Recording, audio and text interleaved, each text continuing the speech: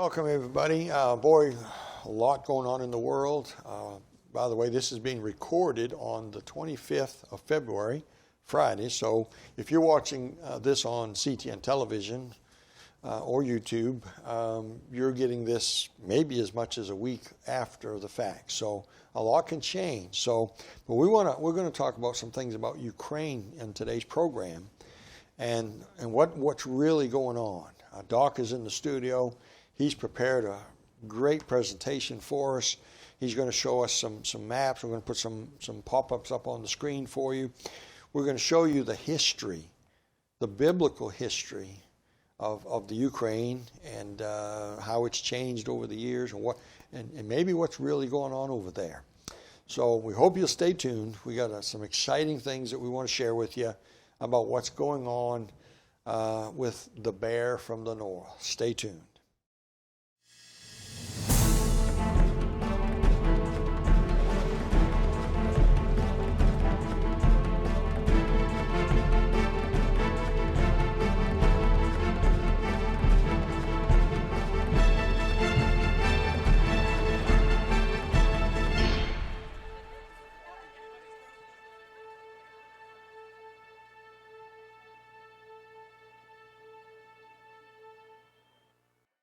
And welcome, crossing the spotlight. I'm Brother Dan Goodwin. Doc is with me, Dr. Hiltibidal. Doc, a lot of folks are asking me. I'm getting questions. I'm getting emails. I know you're getting a bunch too. Yes. And Prophecy Ministries are talking about, is this Ezekiel 38 at our doorstep? That could lead to that, but this is not Ezekiel 38. This isn't, but it could lead to that direction. Ezekiel 38 is the bear, Russia, coming down against Israel. And it'll have several parties with it. And right now they're on their own. Again, this is going to air several days after we record this. Who knows? Who knows how quickly? Who knows what's going on? How quickly it'll move? Yeah, we may be under martial law when this airs. Who knows? But there's a lot going on in the world, not just up there in Ukraine, but right. There's also at least 15 naval vessels, Russian naval vessels outside of Syria. I've got an article about that here. I probably won't take time to read it, but a lot going on. Syria, you got to understand, folks, Syria is on the border of Israel. Yeah. It's the staging area for that Gog-Magog war. That's what's so important about the battles that even when Trump was president, what was going on in Syria, there were several different nations of people fighting there. Yeah. And the Russians were there. And they're most of them still involved in it. Iranian people were there. And, I also heard, and I know you talked about this on your Facebook, I think, as well, about the supersonic missile that Russia tested there, capable of carrying a nuclear warhead. Yes. Hypersonic. While we've had our attention drawn to Ukraine, these other things are taking place. Yeah. And they're building up their military, the Russians are, in Syria. Last week, the agreement that Russia had made with Netanyahu when he was in office, was giving them kind of a freebie to be able to fly into Syria and do what Israel's been doing for the last several years. But as of last week, Putin said, no more. So Doc, let's get into this, because we could go on and on and just talk about stuff. And let's get into Ukraine and some history here, because I want to help the viewers out here. Does the present Russia-Ukraine situation have any prophetic significance in your opinion? I think it's very prophetic. I think we are watching the bear that we read about in Ezekiel 38.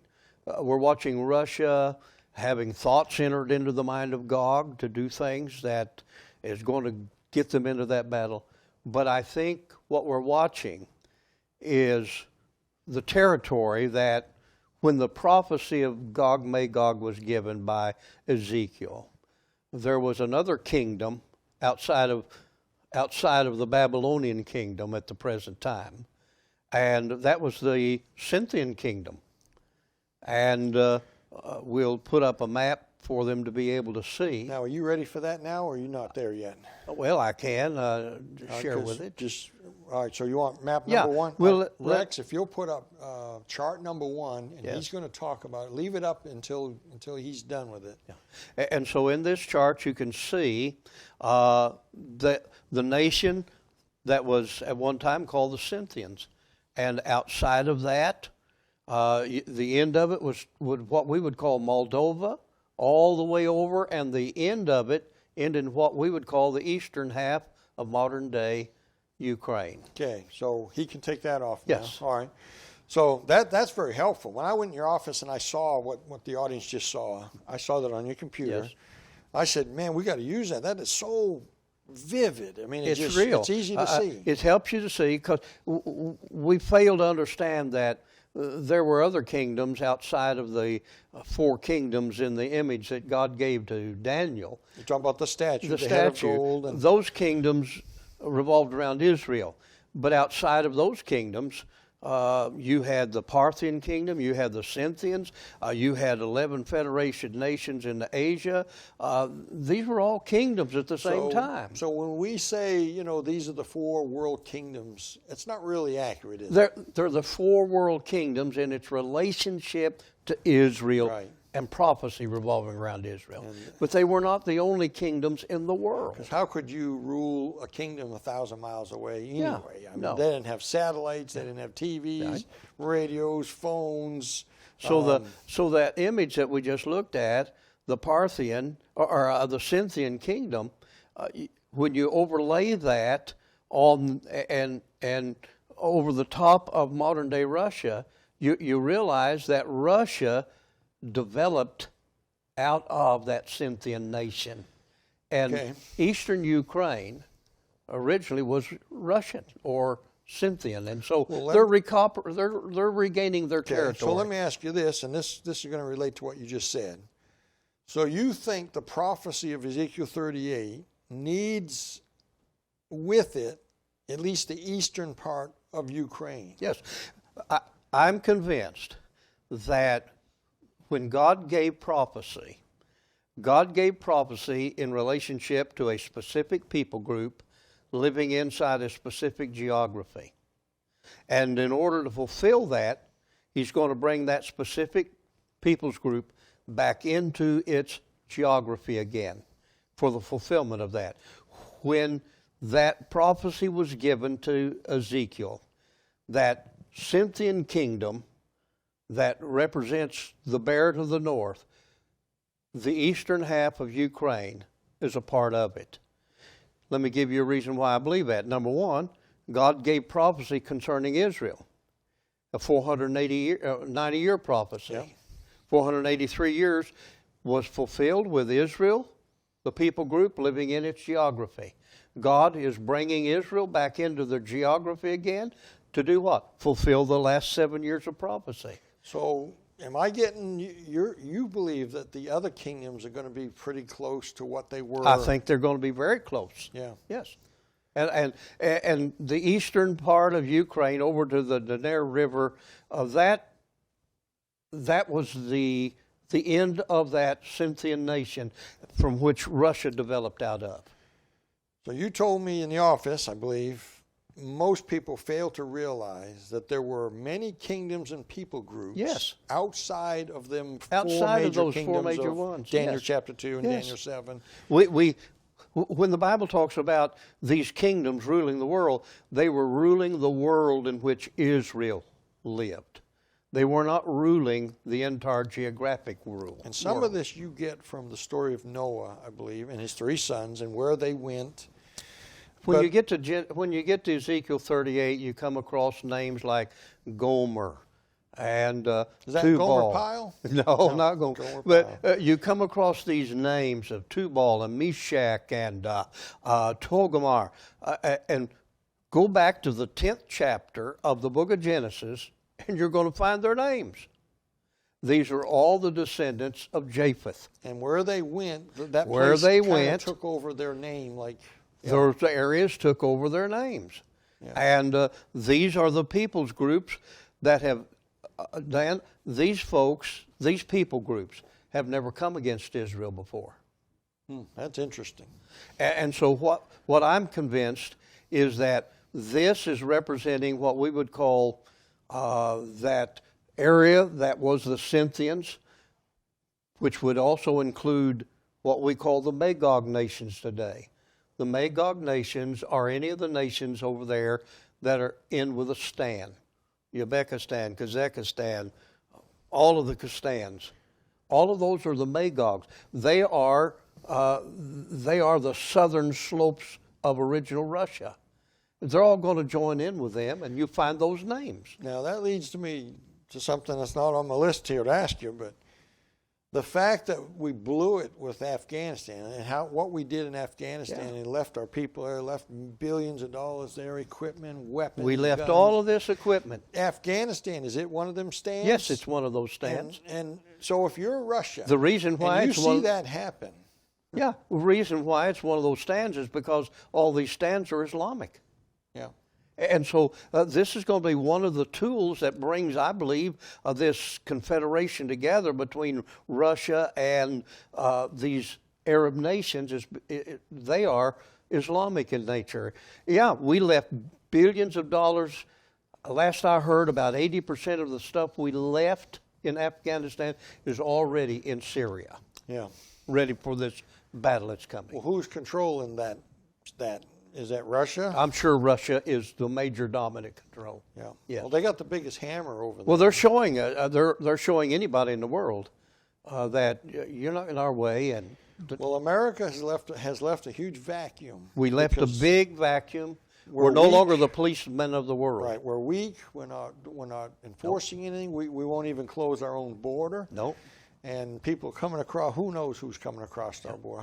Who And knows who how we many brought Russian in, people? who we brought in, like even out of Afghanistan. Yeah. We have no idea. Yeah, no, they haven't been vetted, and so you're Mr. Putin, and you're thinking, hey, there's weakness out there. There's nobody here going to put a stop to what I want to do. Didn't we say in a show we did recently about Ukraine?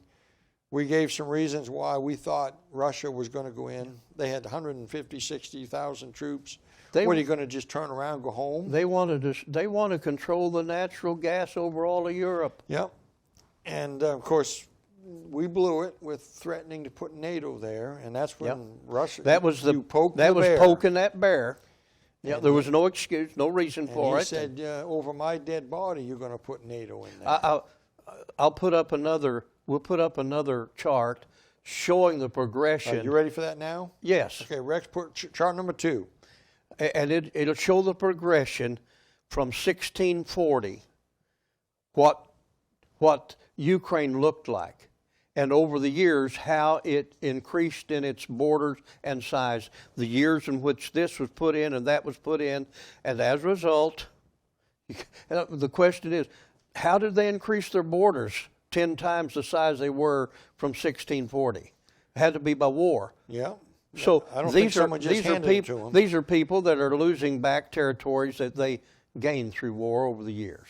Yeah, and they lost it, and it's come and gone, but now that they're getting it coming back, and they're getting it back. And you cannot help but understand, if you understand what we're talking about, the original history or what they were whenever the prophecy was given, God is bringing that geography and people's group back for the fulfilling of that prophecy. Okay, our eyes are on Ukraine. No one's paying attention to what's going on in Syria with the 15 Navy Russian ships and the hypersonic. I haven't even seen that anywhere on major news. No, I'm with you. I found some news stories about it. Naval News was one of them. I have that with me, but where is that? I have that in here. Right here, Naval News. This is they track the ships and all. Yeah. It's pretty neat little website, and they're where I got some of this. Russia has reinforced its naval presence in the Mediterranean much more than usual. Yep. This can be seen as an outer defense layer by naval operations in the Black Sea off the Ukraine. At the same time that Russian Navy units supported the invasion of Ukraine, their major warships in the Mediterranean came together, 15 of them, I believe. Both of the Slava-class cruisers presently there, plus escorts and support ships, were sailing in close formation. They appeared to be sailing to Tartus in Syria, where Russia has a base, where probably they right got there on the coast. warm water of Syria. deep port. Yep. Now he's saying 16 ships, and there's more here, but I won't read it all. Yeah, it's our attention's been on Ukraine, while Russia is really, I think, staging itself. I don't know if they really know the prophecy like we do. Well, that brings me to this, and I know this is where you're headed, but do you think that all this stuff in the Ukraine and Syria is tied to the coming invasion of Israel? I think it is very much so. It's pretty obvious to me that once they accomplish this with no restraint, they're going to be able to be encouraged in a relationship with those other nations that are Islamic in nature. And why not? Hey, you come down here for the spoil. Well, in Ezekiel 38, what's the spoil? Well, Israel is very wealthy in many areas, minerals out of the Dead Sea and other things. But the greatest wealth of Israel is their natural gas fields. Yeah. And so if they've locked up the natural gas fields up north, and now if they could lock up and own and control the natural gas out of Israel, they'd control the natural gas over all of Europe. Yeah. They would be the dominant force, and I think that could be the hook that's put in the jaw, because the Arab nations will say, hey, we've got all the natural gas and oil we need. We'd like to destroy the Jews. So you come help us, and this will be your reward. What was the first thing that Mr. Biden did when he got in office? He stopped the pipeline. Stopped our pipeline. And opened up theirs. And opened up one Now he says, hey, put a stop on that over there. If that was Donald Trump, they'd have hung him. They'd have took him on bang hung him. We still would be, before this present administration, we had become the predominant producer of oil in the world. All right, when we come back in a second, I want to talk about the Golan Heights, because we mentioned that. We're going to talk about that. But let's tell the viewers real quickly, we are a viewer-supported ministry. Nobody gets a salary here. Doc has his ministry. I have a ministry on the side. We are on the air because of the gifts of God's people. That's right. The financial gifts, the $10 checks, the $25 checks, the $1,000 checks, and every now and then the big one that we need to get us over the hump. We are coming up on another payment where we got to pay to be on television and radio that we're on, and we need you to help. If you have helped in the past and you're still with us and you want to be a blessing to us, we're still several $1,000s shy, Doc. Yes. Of what we need by the end of March. So we took on radio now. We're on 40-some stations, and we got more that we want to do. So we not only have our regular TV bill, but we also have some radio bills as well, and we need your help. So pray about that. Go to the website. There's a donate button there. You can give via PayPal, credit card, or you can get the address there from the website. You can mail us a check, whatever. We'd sure love to talk to you. If you're out there and you're on the fence and you'd like to give but you're not sure, if you'd like to talk to us, we'd love to chat with you and tell you where we're headed here and what the goals and what the vision is of this ministry. And Doc, I feel like we've got to stay out there. Well, we seem to be one of the very few voices that want to really stay with biblical prophecy and give our folks an understanding of that in light of modern day events. Yeah. Yes, I'm convinced there's a great need for our ministry. Yes, sir. I am too. There's also a donation package for $50 or more if you a gift of that, and we're going to give you a book. My God's Fine Jubilee book. I believe that package is still on the website. And so if you'd like to give, but you'd like to get something for your gift, you can give through the donation package, and we'll send you that signed copy of that book. Okay, so Doc, we still got a little bit of time here. Russia recently claimed that Israel does not have a right to those Golan Heights. Yes. So this has something to do with Ezekiel 38, it does. right? Tell us about this. Well, in this. Ezekiel, they're not called the Golan Heights. They're called the mountains of the north. And up until recently, those mountains of the north with the valleys between, it's been the ability for Israel to fly at low altitude their jets into Syria, drop their ordnances on those storehouses and whatnot of the Israel's enemies, and slip back through. Under President Trump, that was certified as that belongs to Israel. Well, today, as of just this week, President Putin, or whatever he is, Yeah. I think he's a president. Anyway, dictator Putin has said that doesn't belong, that belongs to Syria. And those mountains of the north is where the armies of the Gog-Magog war will meet their doom. And isn't it interesting that he said they belong to Syria? They don't belong to Russia. Yeah. They belong to Syria, but guess who's in Syria? Yeah. Russia. Yeah. And, you know, Syria's a quagmire right now. I mean, who's running it? You know, what's going on there? Yes. I guess the guy with the biggest hammer is running it. And that would I think that'd be Mr. Putin. That'd be Mr. Putin, yes. Turkey would love to have had that role because they want to reestablish their control as the leader of Islam. They want that caliphate lead again. But do you believe Turkey is kind of keeping friendship with Russia? Do you think yes. they're kind of on the same mode? Oh, yeah, they're going to be in the same mode. It's obvious. I mean, Gomer, and that's your northwestern part of Turkey.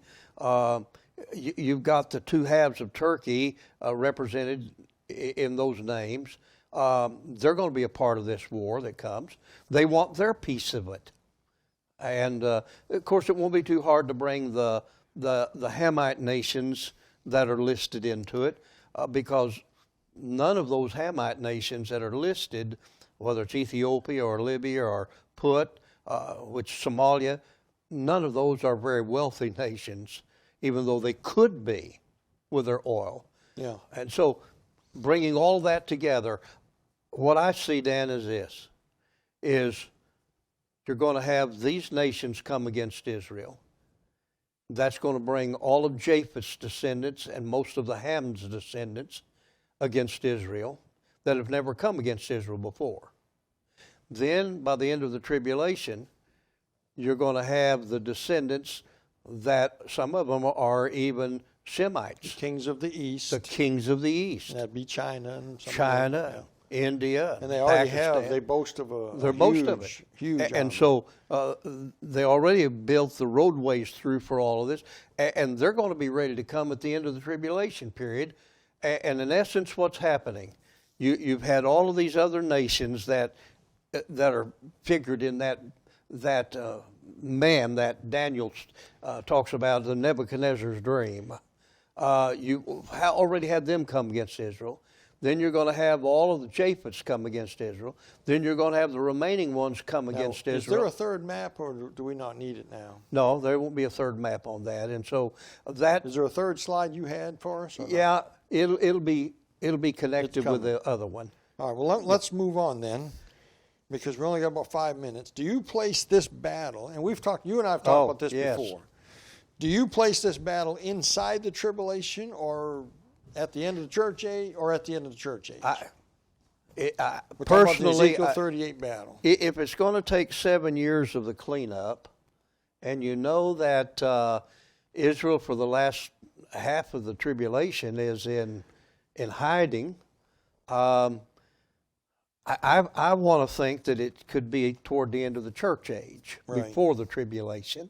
It could be a part of those red horse rider wars. Everybody's got the idea that the white horse rider is going to ride for months and months, maybe 2 or 3 years. No, I don't think the white horse rider is going to ride many days before the red horse rider comes on the scene and said, hey, we're going to challenge your authority, and wars are going to break out. Yeah.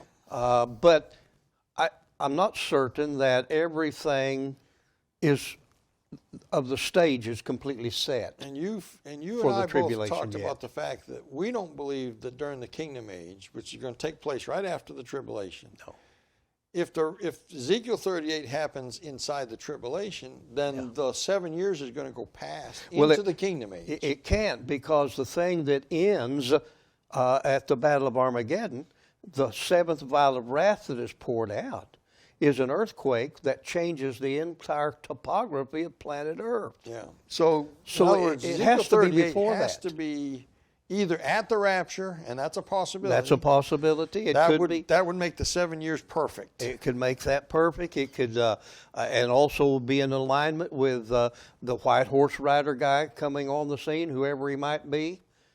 We both have our ideas who it is, and we don't agree on that one, but that's okay. And we're probably both wrong. Yeah, we're probably both wrong. It's probably, we'll go there. One more here. It's not Mr. Biden, though, I can tell you that. So anyway. And this may be I don't know if this is your third chart that you have, but some people believe that Ezekiel 38 is, some good people, by the way, some good theologians. I'm not one of them, but I'm probably not a good theologian. But anyway, some people believe the Battle of Armageddon is this Gog-Magog Ezekiel 38 war. Well, it's not, because the Gog-Magog war is listed by specific nations. But when you get to the Battle of Armageddon, God's made it clear that he's bringing all of the nations That's right. that have come against Israel. And he's going to deal with them in the Valley Jezreel, Megiddo Valley. Megiddo. And so that's why I was saying a while ago, the final player of this is the kings of the east that's going to come at the end of the tribulation. That will then have brought all of the ones that were in Nebuchadnezzar's dream against Israel, all of Japheth's descendants, and all of the remnant of the rest of them and the Hammonites. It's going to have brought all of the descendants of Noah against Shem's It almost people. sounds like the judgment of the nations. Very similar. He's bringing them all there, and he's going to deal with them there. Do you have a in the third Valley of chart for them or not? I don't think I had a. Okay, so it was just the two. All right, I didn't want to cut you short Yeah. on that. Well, Doc, we were about out of time. We got about 45 seconds or so. What does this mean for the people watching, for their eternity? It means here? you need to understand the rapture could happen anytime. Yeah. We know that, but the closer we get to these events, we know the rapture is getting closer and closer. So as a believer, we need to do everything we can to reach our loved ones with the gospel. Yes, sir. And if you're not saved, you need to understand you need to receive Christ as your Savior by calling on the name of the Lord. The Bible says, whosoever shall call on the name of the Lord shall be saved. Put your faith and trust in what Jesus did on Calvary's cross. And Doc, we're doing prophecy conferences. If you're a preacher, if you're a pastor, or if you just have an organization you'd like to talk to us, we'd love to come and do a prophecy conference for you. But until next time, keep your eyes on them skies.